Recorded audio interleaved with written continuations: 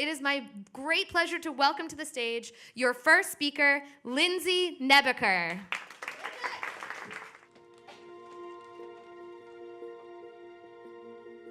Love is a very abstract concept that many people with autism have a hard time grasping. And it's one of those things that's not concrete. As a scientist, I wish I could put it into perspective as a type of subatomic particle, but it's not. Love is basically more like a force. Like in physics, you have forces and forces of attraction. And I have a feeling that love is the best way to describe that is a force of attraction between two people that is neither visible, measurable, or heard. There's no way to quantify it.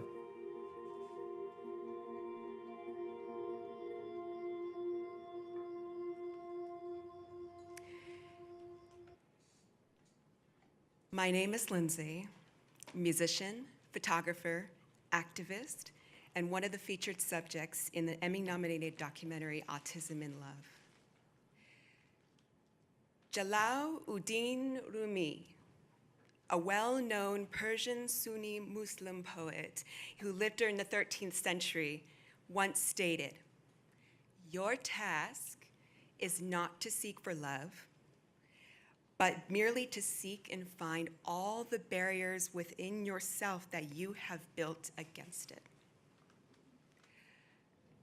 My story with Dave began a little over 12 years ago at a national autism conference in Nashville, Tennessee. Dave, who was completing his master's in meteorology, had traveled from Virginia to give his presentation, and I had recently moved from Nashville, fresh out of college, to try and break into the music industry. We struck a conversation, hung out a few times, and at the end of the conference, I offered him a ride to the airport. We kept in touch, long distance, for a few months before we met again in Roanoke, Virginia, to present at another conference. And at the end of that visit, inside a bookstore cafe, Dave placed his hands on top of mine and asked me to be his girlfriend. And I accepted. My decision to date him had very little to do with the coincidence that we both shared an autism diagnosis and similar journeys with early intervention. His intelligence, honesty, and passionate interest in the weather were really what drew my curiosity towards him. We dated long distance for the first 2 years. And then we spent the next 2 years living together in Mississippi. And then in 2009, we moved to the Washington, D.C. area, where we remain today. Prior to moving to DC and being involved in the documentary Autism in Love, Dave and I had already established some familiarity with national media exposure, and we also were active presenters in the disability community. It is known that romantic relationships in autism often face the challenges of communication and social interaction, but the strategies Dave and I managed to develop had been working well for us. Although there were aspects that catered uniquely to needs related to autism, other principles were universal across relationships in general. We both understand the language of love, but we happen to interpret it differently. As a classically trained pianist, I have an artistic approach. To me, our love is like a contemporary symphony full of off-key chords and uneven beats. But when one makes the effort to listen to it intently, the listener learns to appreciate it. Dave has developed a more scientific approach. Slide credits, Dave. Taking an adaptation of the electromagnetic spectrum, that's a tongue twister. Taking an adaptation of that spectrum, he formulated love as a romantic feeling spectrum. The alpha waves to the left, representing the physical attraction and general interest, rolling into the beta and the gamma, resembling a visibly intense crush. But as love evolves and matures, it exists exits the visible realm into the delta waves, the blue on the right. Not visible and not as intense, but a stronger, more sustained true love. What we do both agree on is love is not tangible. And when concepts are not tangible, many of us who are autistic tend to gravitate towards thinking of concepts into tangible ways to help us understand them better. By the time the filming of Autism and Love started, Dave and I had already been dating for 8 years. We owned a house, practically lived like we were married, but we had not yet seriously discussed making that legal commitment. A lot of things can happen while you're participating as a subject in a documentary, growth being one of them. And it was no doubt that our relationship did take shape to the extent where, during the film crew's final visit to the East Coast, Dave proposed to me on camera. 18 months later, the documentary premiered at the Tribeca Film Festival in New York. And later on that year, Dave and I married in Washington, D.C., surrounded by a presence of 30 guests. Engagement and marriage are events that are meant to seal a stronger foundation, to make a loving connection feel more permanent. But I didn't feel that way. A few days into our honeymoon, I fell into a deep depression, and it stayed there. 5 weeks, 10 weeks, 15 weeks. I isolated myself, and I questioned myself if our relationship was real.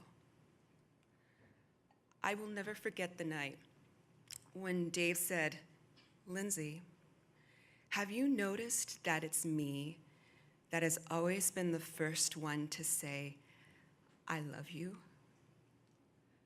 There was no particular reason or red flags that indicated any potential danger.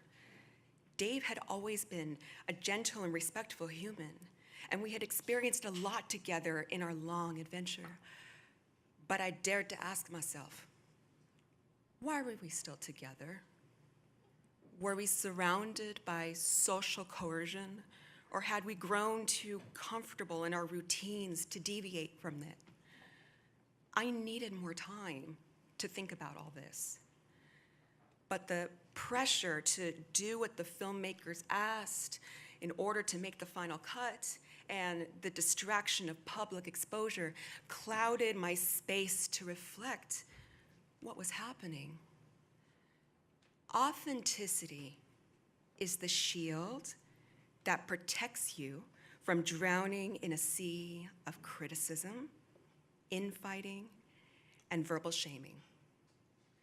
But when you are not certain about your own authenticity, you can easily be pulled into a void of self-hatred and worthlessness, especially when it comes from the people who you thought you could trust the most to protect you. It feels like a metaphorical stab in the heart. I was exhausted, spent of my energy. I felt everything and yet felt nothing. And a little over 3 months after our wedding day, in a public bathroom stall near a hotel lobby, I nearly ended our story. But before we continue, let's investigate further into this complexity called love. Because the truth was, there's more to the reason why I nearly ended our story. When you are a human living with a disability, you are probably aware of the types of barriers that are enforced by society, influenced by ignorance, as their attempt to protect you. Barriers that can ultimately prevent you from living a life that you truly want. But what if you personally did not grow up facing societal barriers? What if your caregivers gave you the freedom to pursue the dreams in your life, including love, romance, and marriage? Well, you see, there are the barriers that other people build against you.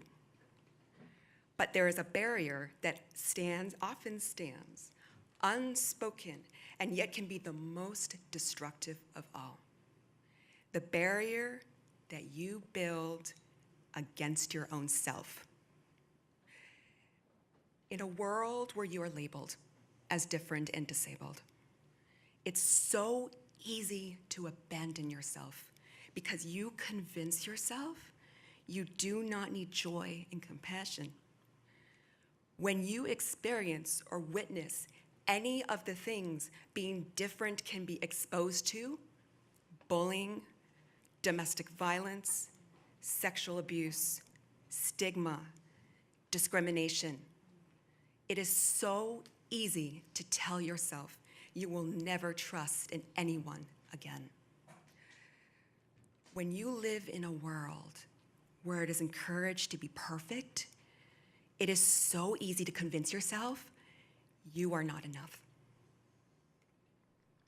This was the only life that I knew, and I did not believe I was worthy of being loved. It's why I struggled to ingest the support that was provided to me. I thought I would welcome it, but instead, I was pushing it away.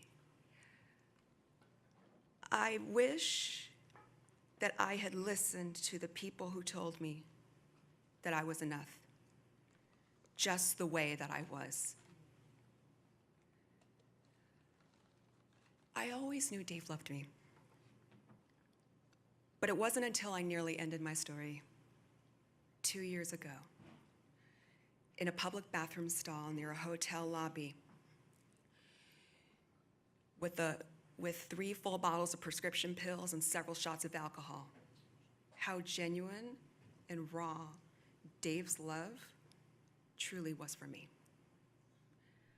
I was found by a security guard, blacked out, unresponsive, and lost 22 hours of my memory.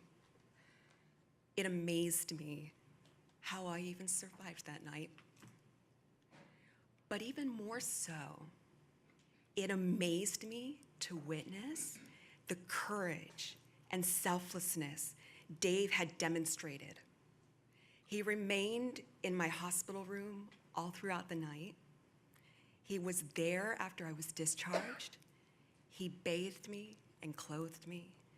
He tidied my room, turned on the heating blanket each night before I crawled into bed, made sure I was nourished, and allowed me to hold him when I needed to be held. My heart burst with gratitude to a degree I had never experienced before. For the first time, I realized how profoundly lucky I was to have Dave in my life. In the weeks and months that followed, Dave and I would continue to face challenges in repairing our life together. Nurturing was no longer a luxury. It became an essential exchange. It opened my eyes to how truly profound Dave's love is for me, and it opened Dave's eyes to realizing how he should never again take for granted the moments we have together. Dave could have distanced himself out of fear, but he was there, and he gave me the one thing that I needed to help survive: love. The essential, non-physical ingredient to human survival. Love, the ultimate conqueror of adversity. Dave spoke softly as he cradled me in his arms. I am so glad that I get to hold you again for at least one more day. When your heart is stuck in that place, how do you begin to open the doors to let the love into you? When we strip down our layers and are given labels, the one thing that connects you and me is that we are human. We are born with desires, fears, and needs. We are hardwired for connection and validation. A human, every human, needs to feel love and be loved to survive.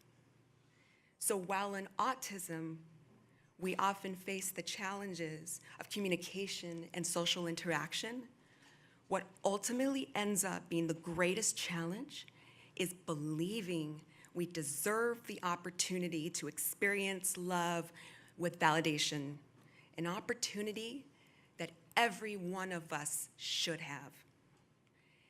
It is okay to want to love and to feel the ecstasy and grieving that comes with it. It is okay to seek love and to risk the vulnerability that comes with it. Once you can convince yourself you believe in your own worth, you will be able to see the hands of love that are already being offered to you. When I reflect back on our journey, rather than obsess on fears and uncertainty, I try to focus on the memory of our beginning and why we chose to continue our story and why I am willing to take the risk of opening my heart to believe. Yes, our story is real, very real. In closing, I want to leave you with this. You are worthy of love. Give yourself permission to open your heart to the world. Allow others who have offered to support to hold the space for you. And if at any time you find yourself where no one else is reaching out to you, just whisper to yourself, you hold more courage than you know. Yes, it's frightening to be emotionally vulnerable. But if you are able to look inside what has been given to you, you will have released yourself from the most destructive barrier of all. And after that, you are well on your way to living an empowered and purposeful journey. Are you ready to believe that you are worthy of being loved?